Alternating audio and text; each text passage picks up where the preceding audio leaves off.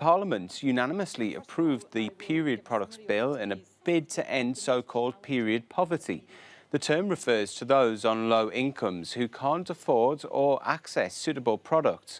The scheme will cost taxpayers around €27 million per year. Monica Lennon, who's responsible for introducing the bill, says it gives women across Scotland easy and dignified access to personal hygiene products.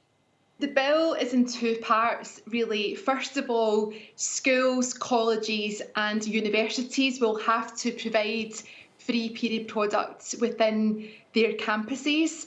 And in the most part, that will be in toilets, but it could also be in other locations like in the university library or in a student association. And the other part of the period products bill is about making sure that regardless of where someone lives in Scotland, that they can access products within their community. So people who are not in school or in education.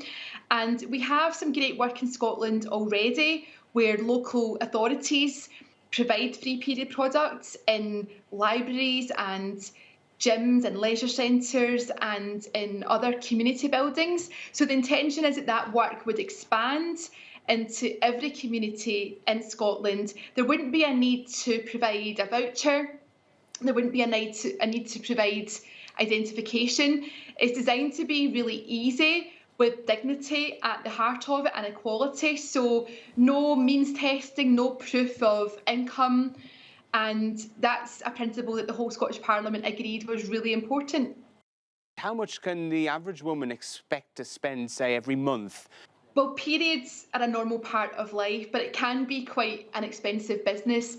During the campaign over the past 4 years, we met young people, young girls in education who couldn't afford the products or were too embarrassed to ask their family members to provide them with sanitary pads and tampons.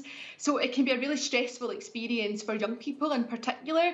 And we came across young people, but also older adults too, who were having to improvise and use toilet paper, socks, rags, and not having access to enough products. They were using products for too long, which clearly is not good for health and well-being.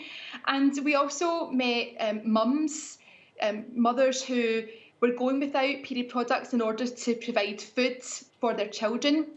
And more people were going to homeless shelters and to food banks to get support, and it was really holding people back in life. So the Scottish Parliament's been on quite a journey. We didn't all agree initially, but tonight the full Scottish Parliament has agreed, from the First Minister Nicola Sturgeon to all the other parties, and I think it sends out a really strong message, I think, to other parts of Europe and indeed the world, that if we can do it in Scotland, then everyone else can do it too.